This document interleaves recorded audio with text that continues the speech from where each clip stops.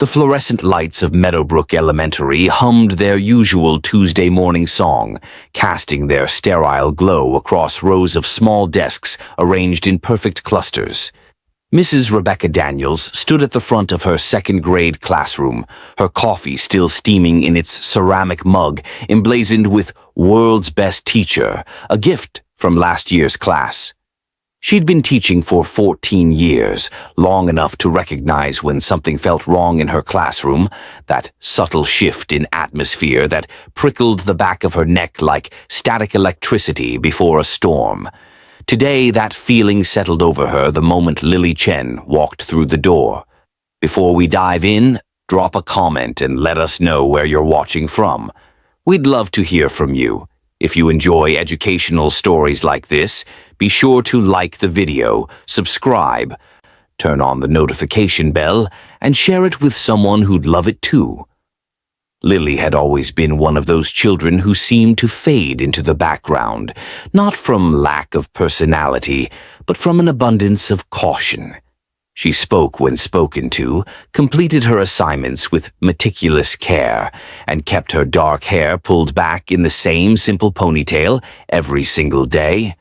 Rebecca had taught enough children to know that some kids were simply quiet by nature, content to observe rather than participate in the chaos of childhood.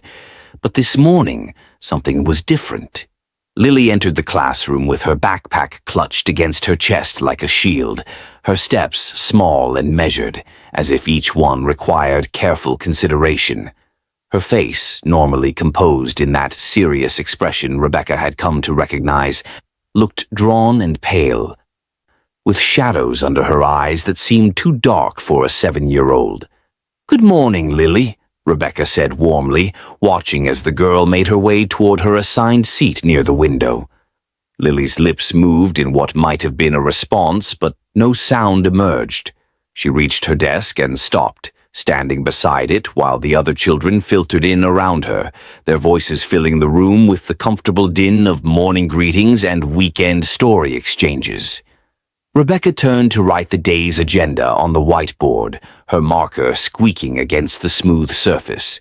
When she turned back around, Lily was still standing. The girl's small hands gripped the edge of her desk, knuckles white with tension, her eyes fixed on the empty chair as if it were something dangerous and unpredictable. "Lily, honey, you can sit down now," Rebecca said gently, assuming the child had simply gotten distracted. But Lily didn't move. She didn't even acknowledge that she'd heard. Around her, 23 other second graders settled into their seats, pulling out folders and pencil cases, their movements creating a symphony of rustling papers and clicking plastic. Lily remained frozen in place. Rebecca moved closer, weaving between the clusters of desks. "Lily, is something wrong with your chair?" she asked, crouching down to inspect the small plastic seat. It looked perfectly normal, no tacks or sticky substances, no obvious reason for the child's reluctance. When she looked up at Lily's face, she saw something that made her chest tighten. Fear, not the simple nervousness of a child who'd forgotten their homework or the anxiety before a test. This was something deeper, something primal that made the girl's entire body rigid with tension. "I can stand," Lily whispered, her voice so quiet Rebecca had to strain to hear it over the classroom noise. "Please, Mrs. Daniels, I can stand." "Sweetheart, you'll be standing all day. Don't you want to sit and be comfortable?" Rebecca kept her voice soft, non-threatening, the tone she'd perfected over years of coaxing shy children out of their shells. But Lily shook her head, a quick, almost violent motion that sent her ponytail swinging. "I'm okay standing, really. I promise I'll be good." The plea in those last words caught Rebecca's attention. "I promise I'll be good." As if standing was somehow being bad, as if sitting was a privilege she hadn't earned. Rebecca straightened up, her mind already cataloging possibilities. Had something happened at home? Was Lily being punished? She glanced at the clock. 8:15. They had a full day ahead, and no child could stand comfortably for 7 hours. "All right," Rebecca said finally, making a decision. You can stand for morning work, but we'll need to talk about this, okay? Lily's shoulders dropped slightly in relief, and she nodded, pulling her morning journal from her desk while remaining carefully on her feet. The morning progressed in strange, slow motion. While Rebecca led the class through their phonics lesson, through math problems involving addition and subtraction, through a reading of a picture book about a bear who couldn't sleep, Lily stood. She completed her work standing up, bent over her desk at an awkward angle. When the other children shifted to the reading carpet for story time, Lily remained at her desk, watching from a distance. Rebecca saw the longing in the girl's eyes, the way she leaned forward slightly as if drawn to the colorful carpet where her classmates sat, cross-legged and comfortable, but she never moved to join them. During the transition to recess, Rebecca watched Lily walk toward the door. The child's gait was strange, careful, each step deliberate and slightly stiff. When another student, an energetic boy named Marcus, accidentally bumped into her, Lily's face contorted in a flash of pain so intense it made Rebecca's breath catch. But just as quickly the expression vanished, replaced by that careful, neutral mask the girl wore like armor. Mrs. Daniels, her teaching assistant Maria, approached during the blessed quiet of recess while the children burned energy on the playground outside. "Have you noticed, Lily? She hasn't sat down all morning. Not once." "I know," Rebecca said, watching through the window as Lily stood alone near the building, away from the swings and slides where her classmates played. Even outside, even given the freedom to run and play, the girl stood perfectly still, as if movement itself was something to be rationed and carefully controlled. "Something's wrong, Maria. I can feel it." "Should we call her parents?" Rebecca hesitated.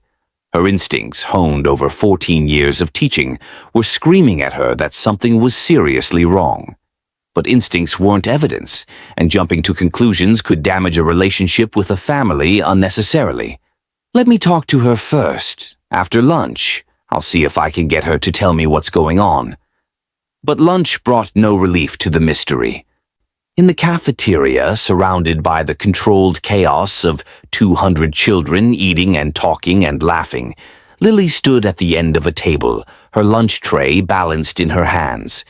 She ate standing up, taking small, careful bites of her sandwich, her eyes constantly scanning the room as if watching for threats. Rebecca observed from her position monitoring the lunchroom, noting the way Lily shifted her weight from foot to foot, the way she sometimes closed her eyes as if bracing against pain. When a lunch monitor encouraged Lily to sit, the girl's reaction was immediate and alarming. She backed away from the chair as if it had suddenly become hot, her eyes wide, and shook her head frantically. The monitor, confused and concerned, looked to Rebecca for guidance. Rebecca waved her off with a subtle gesture. Whatever was happening with Lily Chen required more than a simple lunchroom intervention. The afternoon brought no change. During art class, while other children sat at the long tables painting fall leaves in brilliant oranges and reds, Lily stood at the edge, dabbing paint onto paper while supporting herself with one hand on the table. Her artwork, usually so precise and careful, was sloppy today, the colors bleeding together. Rebecca saw the girl's hand trembling as she held the brush. By 2 o'clock, Rebecca had made up her mind. This wasn't normal behavior, wasn't something that could be explained away by a child's quirk or preference. She approached Lily's desk during silent reading time when the other children were absorbed in their books and knelt down beside the standing girl. "Lily, can you come talk with me in the hall for a minute?" she asked quietly. Lily's eyes darted to her face, then away, and Rebecca saw fear flash across those young features again. But the girl nodded and followed her out of the classroom, moving with that same careful, pained gait that had worried Rebecca all day. In the hallway, with its bulletin boards covered in student artwork and motivational posters, Rebecca guided Lily to a quiet corner away from passing students. She crouched down to the girl's eye level, something she always did when having serious conversations with her students. It helped them feel less intimidated, more like equals in the conversation. "Sweetheart, I need you to be honest with me," Rebecca began, keeping her voice gentle but serious. "Are you hurt? Is that why you won't sit down?" Lily's lower lip trembled, and for a moment Rebecca thought the girl might cry, but instead she just whispered, "It hurts." "What hurts, honey? Can you tell me?" "I can't," Lily said, her voice breaking on the last word. "I promised. I have to be good. I have to keep the secret." Rebecca's heart dropped into her stomach. Those words, spoken in such a small, frightened voice, set off every alarm bell in her teacher's instinct. Keep the secret. In 14 years of teaching, she'd learned that secrets children were afraid to tell were rarely innocent ones. "Lily, listen to me," Rebecca said, reaching out slowly to take the girl's small hand in hers. Lily flinched at the contact but didn't pull away. "There are some secrets that aren't safe to keep. If someone hurt you, if you're in pain, that's not the kind of secret you should have to carry alone. Do you understand?" Tears pooled in Lily's eyes, balanced on her lower lashes. "But he said," she whispered, so quietly Rebecca had to lean in to hear, "he said if I told, it would be worse. He said I had to keep it hidden, had to be brave. And I'm trying, Mrs. Daniels. I'm trying so hard to be brave." The way she said it with such desperate earnestness broke something in Rebecca's chest. This small child, this 7-year-old girl who should be worried about nothing more serious than spelling tests and playground politics, was carrying a burden that was crushing her under its weight. "Who said that, Lily? Who told you to keep it secret?" But Lily shook her head, pressing her lips together in a thin line. The tears spilled over now, tracking down her cheeks, but she didn't make a sound. Even in her distress, she was trying to be quiet, to be good, to not draw attention to herself. Rebecca made a decision. "Lily, I need to see if you're hurt, just to make sure you're okay. Is that all right?" The fear that crossed Lily's face was immediate and visceral. She took a step backward, pressing herself against the hallway wall, her eyes going wide. "No," she breathed. "No, please, you can't. He'll know. He always knows." Rebecca's blood ran cold. A male figure, someone who had enough control over this child to make her this terrified. She stood up slowly, not wanting to tower over Lily, not wanting to add to the girl's fear. "Honey, I'm a mandated reporter. Do you know what that means?" Lily shook her head, her tears coming faster now. "It means that if I think a child is being hurt, I have to make sure they're safe. It's my job to protect you. And right now, I think you need protection." "You don't understand," Lily sobbed, her small body shaking. "If you check, if you see, then everyone will know I couldn't keep the secret. He said I had to hide it. He made me promise. He said if the teachers found out, they'd take Mia away. My sister. He said it's my fault, that I have to protect her by being quiet." The manipulation in those words made Rebecca's hands curl into fists, using a sibling as leverage, making this child believe she was responsible for protecting her younger sister by enduring whatever was being done to her. It was textbook abuse, the kind of psychological control that kept victims silent for years. "Lily," Rebecca said, her voice shaking slightly with barely controlled anger, "nothing that's happening to you is your fault. Do you hear me? Nothing. And protecting your sister doesn't mean you have to hurt. Come with me to the nurse's office, okay? We'll check to make sure you're not seriously injured, and then we'll figure out how to keep both you and Mia safe." Lily looked up at her, those dark eyes swimming with tears and desperate hope and paralyzing fear all mixed together. "You promise? You promise Mia will be okay?" "I promise we'll do everything we can to keep both of you safe," Rebecca said. It was the truth, even if she couldn't guarantee the outcome. The system wasn't perfect, she knew that.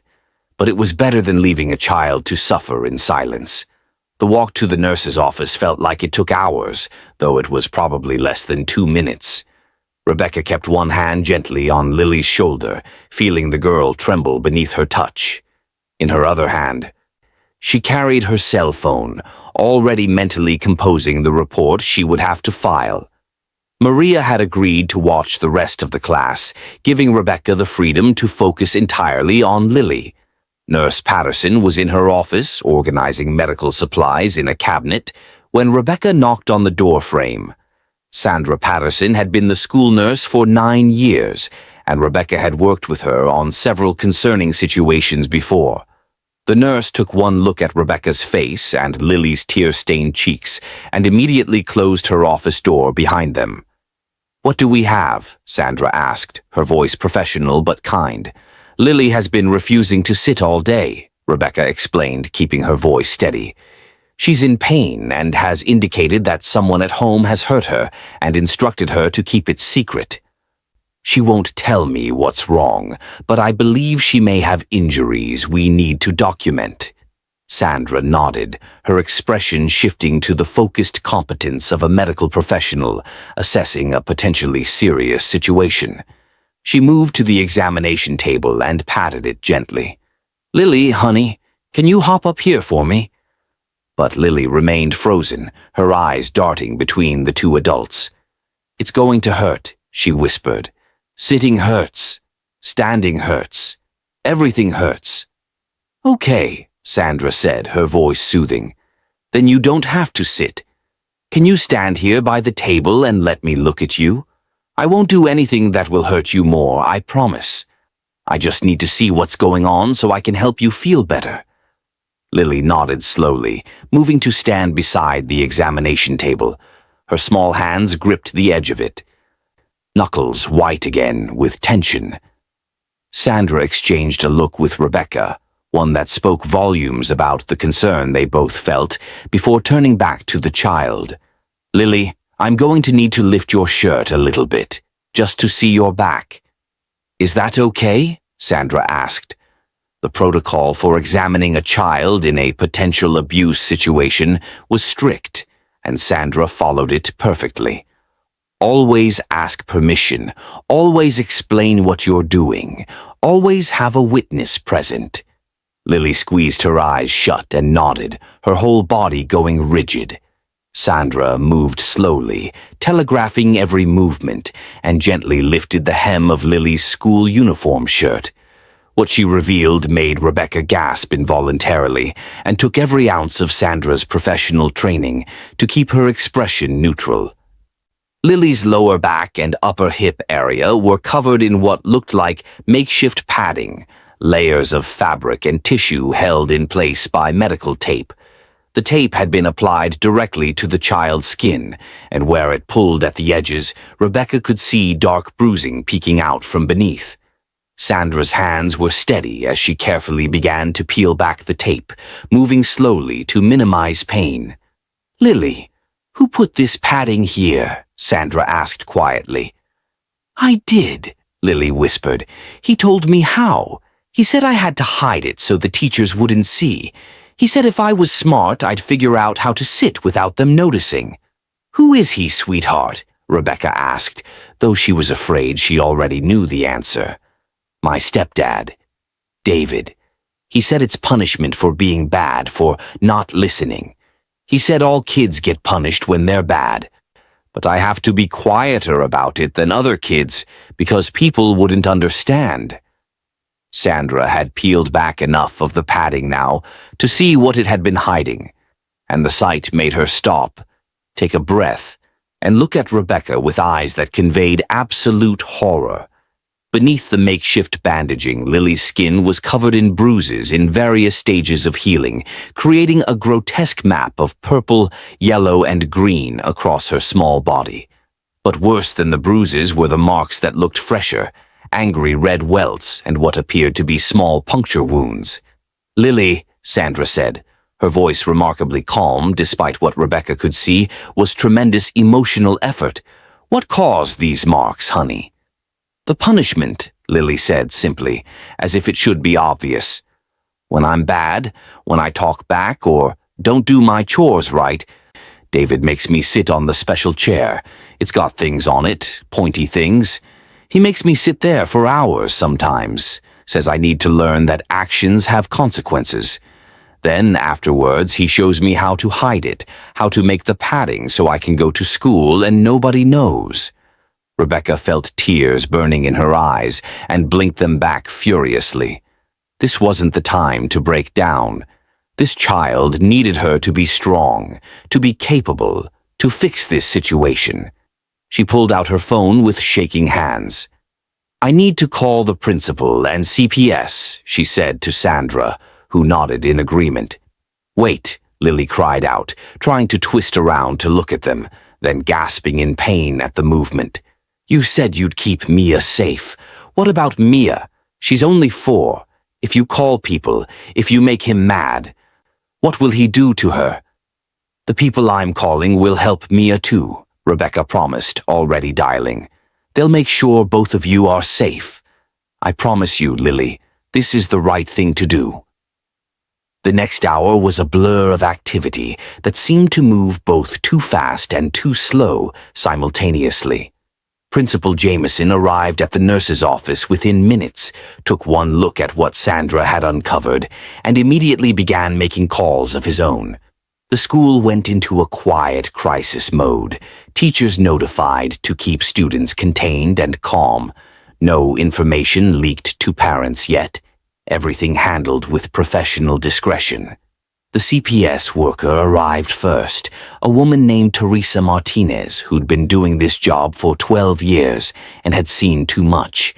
She had kind eyes but a steel spine, and she took one look at Lily's injuries and began documenting everything with methodical precision, photographs and notes and gentle questions that Lily answered in halting, scared whispers. The police came next, 2 detectives who specialized in crimes against children. Detective Sarah Chen and her partner, Detective Marcus Williams, listened to Lily's story with faces that gave away nothing, but Rebecca saw Detective Chen's jaw tighten when Lily described the special chair her stepfather had created. Can you tell us more about this chair, Lily? Detective Williams asked, his voice gentle despite his imposing size. What did it look like? Lily's voice was so quiet they all had to lean in. It's a regular chair from the kitchen, but he put things on the seat. Sharp things, sometimes thumbtacks pointing up, sometimes other stuff.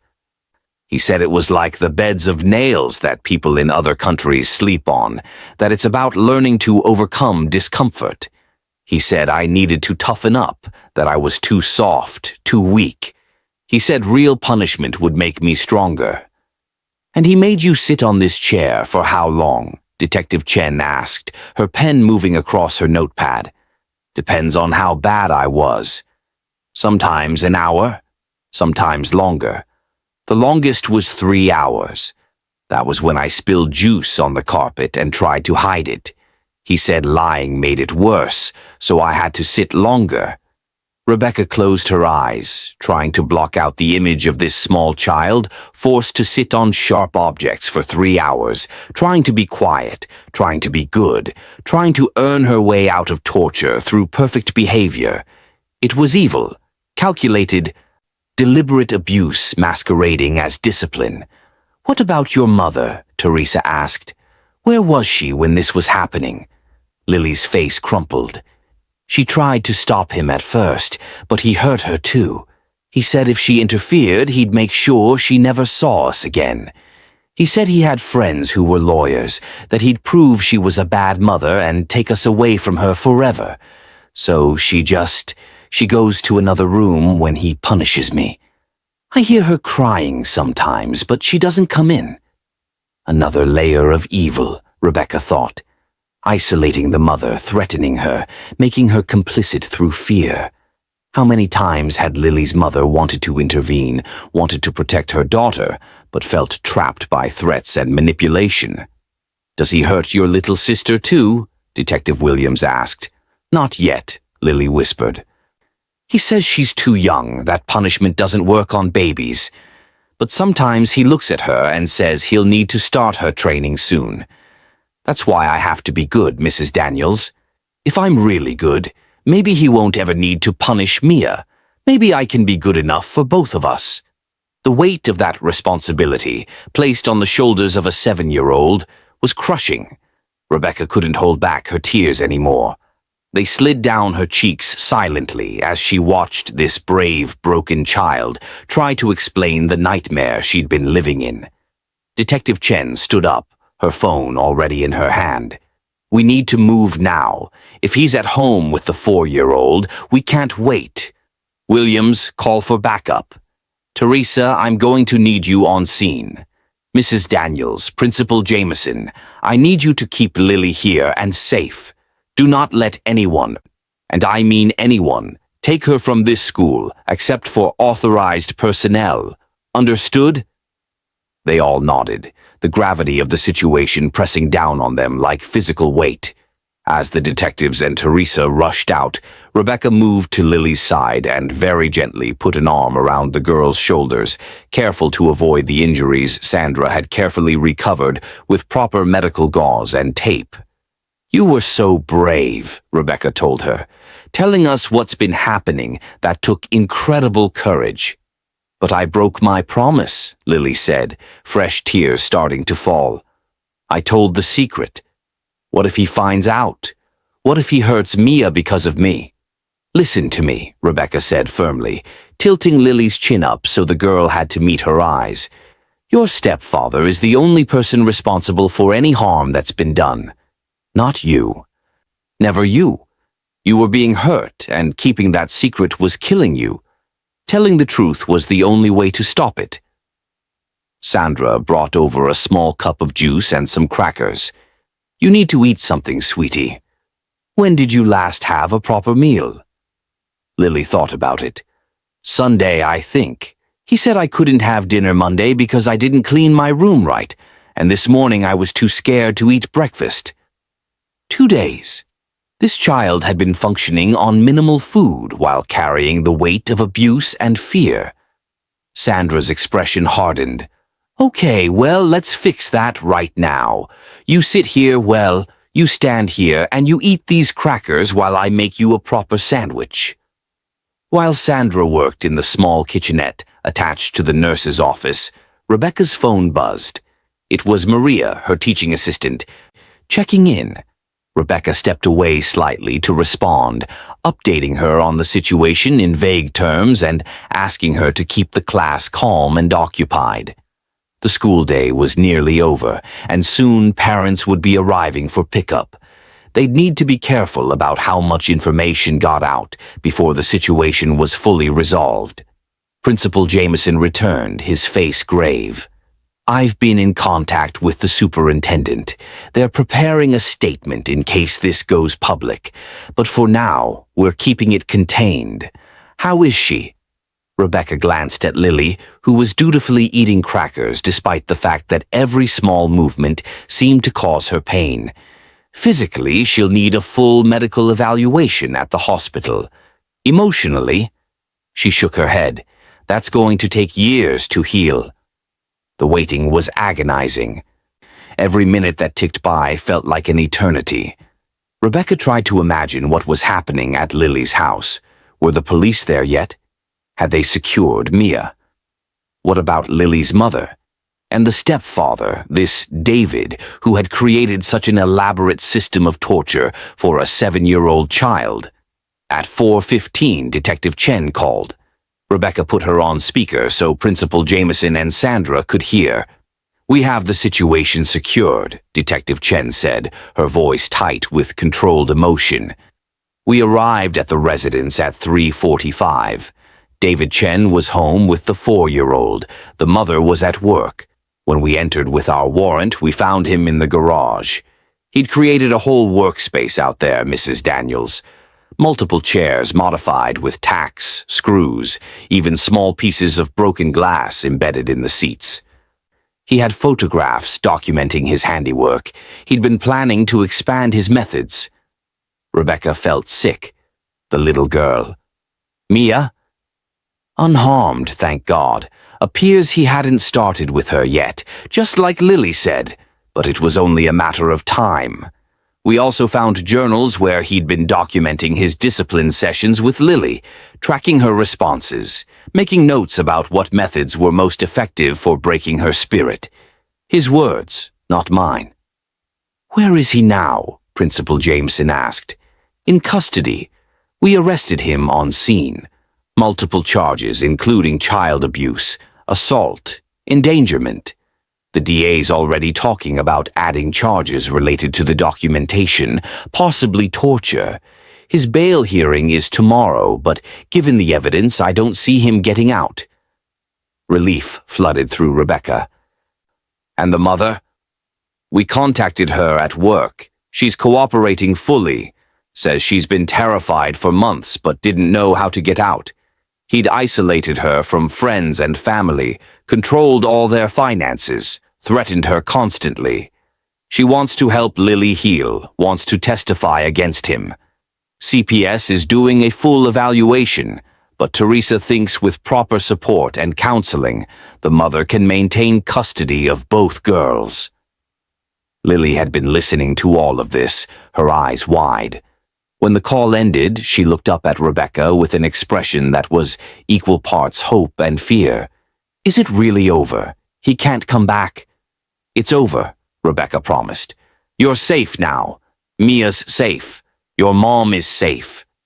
The tears that came then were different from the scared, silent crying of earlier. These were loud, racking sobs. The release of months of pent-up terror and pain. Rebecca held her carefully, mindful of her injuries, and let her cry it out. Sandra brought tissues and more juice, and quiet, steady comfort. An ambulance arrived at 5 o'clock to transport Lily to the hospital for a full medical evaluation. The paramedics were gentle and efficient, getting her loaded onto the gurney with minimal discomfort. Rebecca rode along, unwilling to let Lily face this next part alone. In the ambulance, with the lights flashing but the sirens silent, Lily reached out and took Rebecca's hand. "Thank you," she whispered. "Thank you for not giving up. Thank you for making me tell." "You saved yourself," Rebecca said. "I just listened. That's all I did." "You're the brave one, Lily." At the hospital, the examination was thorough and heartbreaking. The doctor, a pediatric specialist named Dr. Okonkwo, documented over 30 distinct injuries in various stages of healing. The puncture wounds on Lily's back and upper thighs showed signs of infection that would require antibiotics. The bruising was so extensive that Dr. Okonkwo ordered X-rays to rule out fractures. Miraculously, nothing was broken, but the doctor explained that Lily would be in pain for weeks as everything healed. "She's going to need follow-up care," Dr. Okonkwo told Rebecca privately, while Lily was being admitted for overnight observation. "Physical therapy for the muscle damage, possibly. Definitely psychological counseling. The trauma from this kind of systematic abuse doesn't just heal on its own." "Will she be okay?" Rebecca asked, knowing it was an impossible question but needing to ask it anyway. "Physically? Yes. She's young, resilient. Her body will heal. Emotionally? That's harder to predict. She's got a long road ahead of her. But the fact that you caught this, that you intervened, that probably saved her life. Another few months of this and we might be looking at permanent damage, both physical and psychological." Rebecca went home that night exhausted, emotionally drained, her mind unable to stop replaying the day's events. She couldn't sleep, kept seeing Lily's small face twisted in pain, kept hearing her whispered pleas to keep the secret. She'd been teaching for 14 years and had handled difficult situations before, but nothing had prepared her for the calculated cruelty of what David Chen had done to his stepdaughter. The next morning, Rebecca called the hospital before heading to school. Lily had slept fitfully but was doing as well as could be expected. Her mother had been allowed to visit under CPS supervision, and the reunion had been tearful but positive. Mia was in temporary foster care while the investigation continued, but the plan was to reunite the family once everything was sorted out. At school, Rebecca found herself unable to focus. Her class needed her, 23 other children who deserved her full attention, but her mind kept drifting to Lily's empty desk by the window. Maria noticed and gently suggested Rebecca take a personal day, but she refused. She needed the normalcy, needed to remember that most children were safe, that most homes were filled with love rather than torture. During lunch, Principal Jameson called her to his office. Detective Chen was there, along with Teresa from CPS. They wanted to walk her through what would happen next, the investigation, the trial that would likely follow, the role Rebecca might play as a witness. David Chen is claiming this was discipline, not abuse, Detective Chen explained. His lawyer is trying to argue cultural differences in parenting styles, which is absolute garbage, but we need to be prepared for it. Your testimony about Lily's behavior that day, the visible fear, the refusal to sit, all of that establishes that this went far beyond normal discipline. Whatever you need from me, Rebecca said firmly. I'll testify, write statements, whatever helps keep that man away from Lily and Mia. Teresa leaned forward. I also wanted to update you on the mother's situation. We've completed our preliminary assessment. She's been a victim too, clearly. David isolated her, controlled her, threatened her. She's agreed to intensive family therapy, parenting classes, and regular check-ins with us. If she continues to cooperate and demonstrates she can protect her children, we're recommending reunification. That's good, Rebecca said, meaning it. Lily needed her mother, needed that connection. Tearing them apart would only add to the trauma. There's something else, Detective Chen said, pulling out a folder. When we searched David's computer, we found he'd been active in online communities, places where people share, ideas about discipline and punishment. We're working with federal authorities because it appears to cross state lines, possibly international. Your intervention may have stopped more than just what was happening to Lily. The scope of the evil kept expanding, like peeling back layers of an onion, only to find rot at every level. Rebecca felt simultaneously proud that she'd acted and horrified that such communities existed at all. The days that followed fell into a strange rhythm. Rebecca taught her class, maintained normalcy for the children who needed routine and stability, but her mind was always partially elsewhere, thinking about Lily. She visited the hospital twice more before Lily was discharged, bringing coloring books and stuffed animals, sitting quietly while Lily talked or cried or just existed in silence. On the fourth day after the disclosure, Rebecca arrived at the hospital to find Lily sitting up in bed. Actually sitting, though carefully propped with pillows. The difference in the child's face was already visible. The tight, scared expression had loosened slightly. She looked tired, still in pain, but there was something in her eyes that hadn't been there before. Hope. Mrs. Daniels, Lily said when she walked in. Look, I can sit now. It still hurts, but Dr. Okonkwo said it's getting better. She said in a few weeks, I might not hurt at all anymore. That's wonderful, sweetheart, Rebecca said, settling into the chair beside the bed. I brought you something. She pulled out a small package wrapped in cheerful paper. Inside was a journal, the kind with a lock and key and a set of colored pens. The counselor you'll be seeing suggested you might like to draw or write about your feelings, Rebecca explained. But this one locks, see? So your thoughts are just yours, private, safe. Lily took the journal with careful hands, running her fingers over the smooth cover. Can I write about being scared, even though it's over? You can write about anything you feel, being scared, being angry, being sad, being happy. All of it is valid. All of it deserves to be expressed. I'm scared I'll forget how to be normal, Lily admitted quietly. Like, what if I'm broken now? What if I can't ever be a regular kid again? Rebecca's heart broke all over again. You're not broken, Lily. You're healing. And healing takes time. But you know what? You're still the same smart, kind, creative girl you were before all of this. That part of you didn't go away. It just got buried under all the fear and pain. Now we get to help you find that girl again. Lily nodded slowly, clutching the journal to her chest. My mom came to visit. She cried a lot. She kept saying she was sorry, that she should have done more. How did that make you feel? Weird. I'm mad at her, I think, for not stopping him. But I also know she was scared too. He hurt her too sometimes. I heard her crying at night, so I don't know. It's confusing. It's okay for it to be confusing, Rebecca assured her. You're allowed to feel lots of different things about your mom. You can be angry and still love her. You can be hurt and still want her around. Feelings are complicated like that, especially when you've been through something so hard. Over the following weeks, Rebecca watched Lily's recovery unfold in small, incremental victories. The girl was discharged from the hospital after 5 days and moved into a supervised transitional home with her mother and Mia while CPS completed their assessment.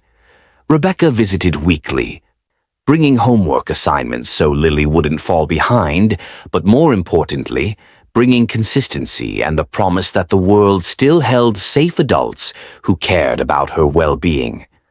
The trial preparations moved forward with the methodical pace of the legal system. David Chen's bail had been denied after the prosecution presented photographs of the modified chairs and read excerpts from his journals documenting what he called his behavioral modification program. The judge's face had gone pale, according to Detective Chen, and he'd remanded David without hesitation. David's defense attorney tried multiple strategies. First came the cultural defense, arguing that discipline practices varied across cultures and what seemed harsh to American standards might be normal elsewhere. The judge shut that down quickly, pointing out that torture was torture regardless of cultural context, and that David Chen had been born and raised in Seattle, making the argument particularly hollow. Next came the attempt to paint Lily as a troubled child who required exceptional discipline. Rebecca's testimony destroyed that narrative. She took the stand on a cold November morning, 3 weeks after that initial Tuesday when everything changed, and methodically described Lily as a quiet, compliant, anxious-to-please student who completed her work carefully and never caused disruptions. She described the visible fear, the desperate attempts to hide pain, the way Lily had begged her not to tell because she was protecting her younger sister. The prosecutor, a sharp woman named Jennifer Walsh, walked Rebecca through every detail of that day. The standing, the flinching, the padding discovered beneath Lily's clothes, the whispered confession about the special chair. By the time Rebecca finished her testimony, 3 jurors were crying, and David Chen's attorney looked like he wanted to sink through the floor. Dr. Okonkwo testified next, presenting medical evidence that was damning in its clinical precision. She showed photographs of Lily's injuries, explained the stages of healing visible in the bruising, detailed the infections that had developed from repeated puncture wounds. She testified that in her 15 years as a pediatric physician, she had never seen such systematic, calculated abuse. Teresa Martinez from CPS testified about the modified chairs found in David's garage, about the journals, about the online communities where he'd sought validation and advice for his methods. She presented messages he'd sent to other members of these groups, bragging about his success in breaking Lily's will, asking for suggestions on when to start with the younger child. The defense called no witnesses. What could they say? The evidence was overwhelming, the documentation too thorough. David had been so proud of his system, so convinced of his righteousness, that he'd created an irrefutable record of his own crimes. The jury deliberated for less than 3 hours. Guilty on all counts: child abuse, assault, torture, endangerment. At sentencing 6 weeks later, the judge gave David Chen 25 years in prison with no possibility of parole for 15 years.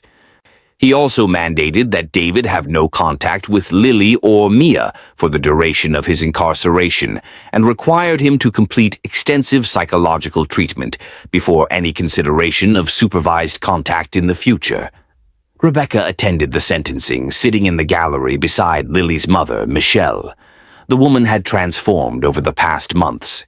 The scared, beaten-down person who'd been too terrified to protect her daughter had emerged into someone stronger, someone fighting for her family. Michelle had completed her parenting classes, attended therapy 3 times a week, and had been cleared by CPS to regain full custody of both girls. When the judge read the sentence, Michelle grabbed Rebecca's hand and squeezed it tightly, tears streaming down her face. Across the courtroom, David Chen showed no emotion. But Rebecca didn't care. He was going away and Lily was safe. That was all that mattered. Lily returned to school in early December, nearly 3 months after that fateful Tuesday. Rebecca had prepared the class carefully, explaining in age-appropriate terms that Lily had been sick and needed time to heal, that she might be different for a while, that they should be extra kind and patient. The children, with the beautiful simplicity of youth, accepted this without question. The first morning back, Lily entered the classroom holding her mother's hand. Michelle walked her all the way to her desk, kissed her forehead, and promised to be there at pickup. Rebecca noticed the way Lily's eyes went to her chair, the momentary hesitation before she sat down. But then she did sit, carefully but without the paralyzing fear of before. "Welcome back, Lily," Rebecca said warmly. "We missed you." "I missed you too, Mrs. Daniels," Lily said quietly. Around her, children called out their own greetings, genuinely happy to have their classmate back. Marcus, the energetic boy who'd accidentally bumped into her that terrible day, brought over a drawing he'd made for her, a colorful picture of rainbows and butterflies. "I made this for you," he said shyly. "My mom said you were sick, so I made you a get-well card, except it's a drawing. Is that okay?" Lily took the picture with a small smile, the first real smile Rebecca had seen from her in months. "It's perfect. Thank you, Marcus." The integration back into classroom life wasn't seamless. Lily, still startled at loud noises, still had days when she seemed to retreat inside herself. Still struggled with trusting that safety was permanent rather than temporary. But she was trying, reaching out in small ways, slowly rebuilding connections with her peers. Rebecca adjusted her teaching to accommodate Lily's needs without making her feel singled out. She incorporated more movement into lessons, giving all the children chances to stand and stretch, making it normal rather than special treatment. She checked in with Lily privately each day, a quick "How are you doing?" that gave the girl permission to ask for help if she needed it. The counseling was helping. Lily saw a trauma specialist twice a week, sometimes with her mother, sometimes alone. She started to open up about her feelings in therapy, to process the complex emotions of betrayal and fear and anger and grief. Her counselor reported to CPS that Lily was making remarkable progress, though she cautioned that healing from this type of trauma was measured in years, not months. Mia, the younger sister, was thriving. At 4 years old, she'd been spared the worst of David's abuse, and with intensive play therapy and a stable home environment, she was developmentally on track and showing no major trauma responses. The therapist had explained that Mia's resilience was partly due to her age and partly due to the fact that Lily had absorbed so much of David's attention, inadvertently protecting her sister just as she'd tried to do. One afternoon in mid-January, Rebecca was organizing papers at her desk when Lily approached. The other children had left for the day, collected by parents and caregivers, and Lily's mother was running a few minutes late. "Mrs. Daniels," Lily said softly, Can I tell you something? Of course, sweetheart. Any time. Lily fidgeted with the strap of her backpack. My therapist said I should thank you for noticing, for not giving up when I tried to hide it. She said some teachers might have let it go, might have decided it wasn't their business. But you didn't. You saved me. Rebecca felt tears prick her eyes. Lily, that's my job. Keeping you safe, that's what teachers are supposed to do. I know, Lily said, but you did more than your job. You sat with me in the hospital. You visited me. You come to court. You're still checking on me every day. That's not just job stuff. That's caring stuff. Rebecca came around her desk and crouched down to Lily's level, something she still did when having important conversations. You're right. It's not just job stuff. I care about you, Lily. I care about all my students, but you've been through something that no child should ever experience. So yes, I'm going to keep checking on you, keep making sure you're okay, because you matter to me. Lily threw her arms around Rebecca's neck in a sudden hug. Rebecca held her gently, careful as always of lingering soreness, and let the girl hold on for as long as she needed. When Lily finally pulled back, her eyes were bright with tears, but she was smiling. I wrote in my journal, Lily said, the one you gave me. I wrote about being scared and being angry, but yesterday I wrote about something else. I wrote about being grateful. Because even though bad stuff happened, good stuff happened too. I got away. Mia's safe. Mom's happy now. And I have people who care about me. Like you and Dr. Okonkwo and Detective Chen and my therapist. So there's bad stuff in my story, but there's good stuff too. That's a beautiful way to think about it, Rebecca said, profoundly moved by this child's resilience. And you know what? The good stuff is going to keep growing. The bad stuff will always be part of your story, but it doesn't have to be the biggest part. You get to write new chapters now, better ones. Through the classroom window, Rebecca saw Michelle's car pull up. Lily gathered her things, shouldering her backpack with the practiced ease of any second grader heading home. See you tomorrow, Mrs. Daniels, she said, and then she was gone, running out to meet her mother with a lightness in her step that had been absent 3 months ago. Rebecca stood at the window and watched them drive away, watched this small family that had been shattered and was now slowly, painfully, putting itself back together. She thought about all the children in her classroom, in classrooms across the country, who carried secrets too heavy for their small shoulders. She thought about the ones she'd helped and the ones she might have missed. That evening, Rebecca did something she'd been considering for weeks. She contacted the school district administration and volunteered to lead a training session for teachers on recognizing signs of abuse. Her experience with Lily had taught her things no textbook could convey, and she wanted to share that knowledge, wanted to help other teachers develop the instincts and awareness to spot children in danger. The district approved her proposal immediately. Within a month, Rebecca was standing in front of a room full of educators, telling Lily's story with permission from Michelle and Lily. She walked them through the warning signs she'd noticed, the way she'd approached the situation, the protocols she'd followed. She emphasized the importance of trusting instincts, of not dismissing concerning behavior as quirks or phases. The thing about abuse, Rebecca told her audience, is that abusers count on adults to look away. They count on teachers being too busy, too overwhelmed, too afraid of being wrong to intervene. They count on us to give them the benefit of the doubt. So we have to be the ones who don't look away. We have to be the ones who ask the hard questions and make the difficult calls. Because for a child in that situation, we might be their only hope. The training was so well received that Rebecca was asked to present it at a state education conference. She became something of an advocate, speaking at schools and community centers, always careful to protect Lily's identity, but using the case as a powerful example of why vigilance mattered. Spring arrived, bringing warmer weather and longer days. In Rebecca's classroom, Lily was thriving. Her grades had always been good, but now her participation increased. She raised her hand to answer questions, volunteered to help with classroom tasks, and even made a close friend, a girl named Emma who shared her love of drawing. One April morning, Lily came to class with a large poster board tucked under her arm. It was career day, when students presented about what they wanted to be when they grew up.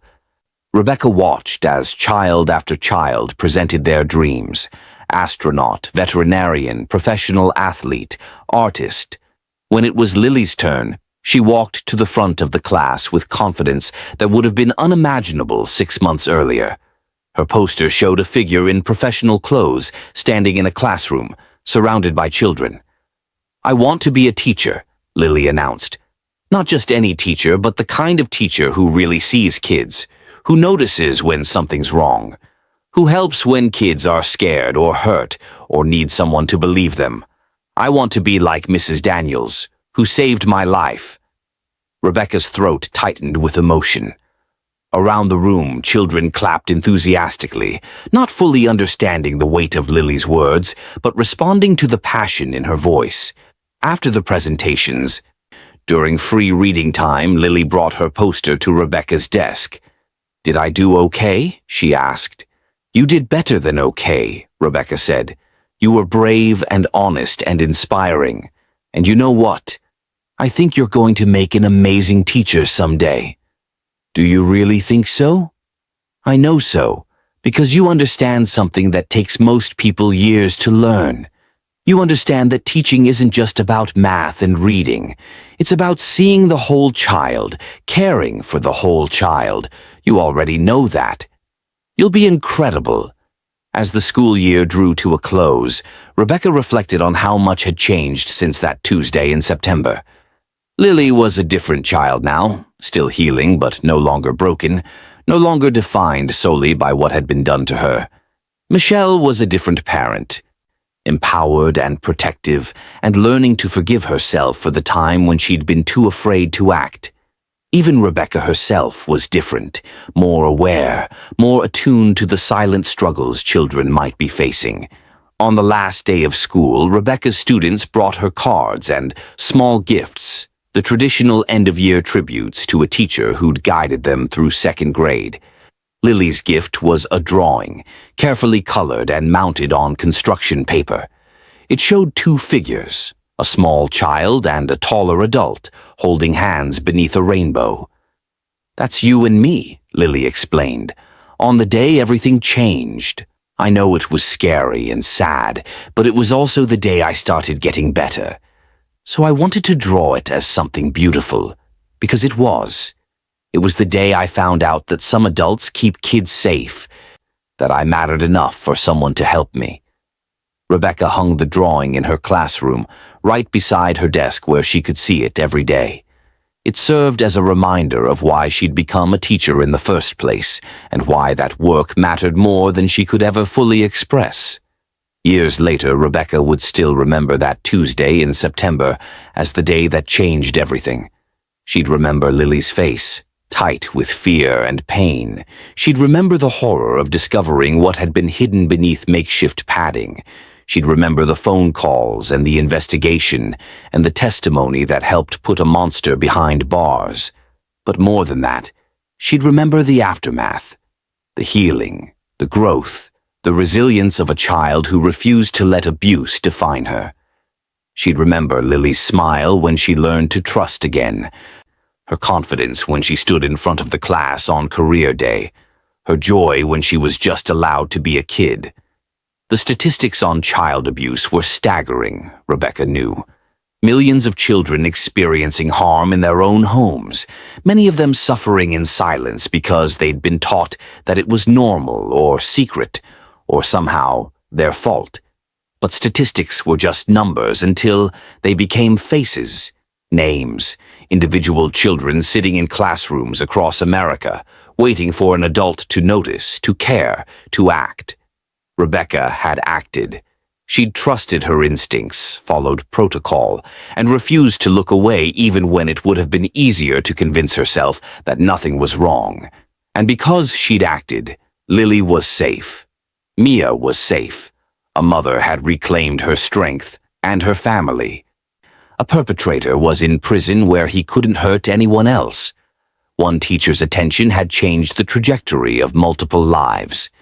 As Rebecca packed up her classroom at the end of that school year, preparing for summer break and the next group of students who would walk through her door in the fall, she thought about all the Lilies who might be out there. Children who were hurting, who were scared, who were waiting for someone to see past the carefully constructed facade to the pain beneath. She promised herself, as she did every year, but with renewed conviction now, that she would keep watching. She would keep questioning. She would keep trusting that uncomfortable feeling in her gut when something seemed off. Because teaching wasn't just about imparting knowledge or helping kids pass tests. It was about creating safe spaces where children could learn and grow and become who they were meant to be. It was about seeing the whole child and protecting them when they couldn't protect themselves. It was about being the adult who didn't look away. Rebecca turned off the lights in her empty classroom, locked the door, and headed home. Tomorrow would bring new challenges, new students, new opportunities to make a difference. But tonight, she allowed herself to feel proud of what she'd done for Lily, grateful for the training and instincts that had equipped her to recognize abuse, and hopeful that sharing this story would help other teachers do the same. Because every child deserved to be safe. Every child deserved to be seen. Every child deserved an adult who would fight for them when they couldn't fight for themselves. And sometimes that adult was a second-grade teacher who simply refused to accept that a 7-year-old standing through an entire school day was normal. Sometimes the smallest observation led to the biggest rescue. Sometimes one person's decision to act was the difference between a child lost in darkness and a child stepping into light. If you were moved by Lily's story and the courage it took for Mrs. Daniels to act, please take a moment to like this video and subscribe to our channel. Share this story with someone who works with children, who teaches, who coaches, or who might need the reminder that paying attention can save lives. Drop a comment below telling us what you thought of this story, and if you've ever noticed something that didn't seem right with a child. Together, we can create a world where every child is seen, heard, and protected. Thank you for watching, and remember, if you see something, say something. You might just save a life.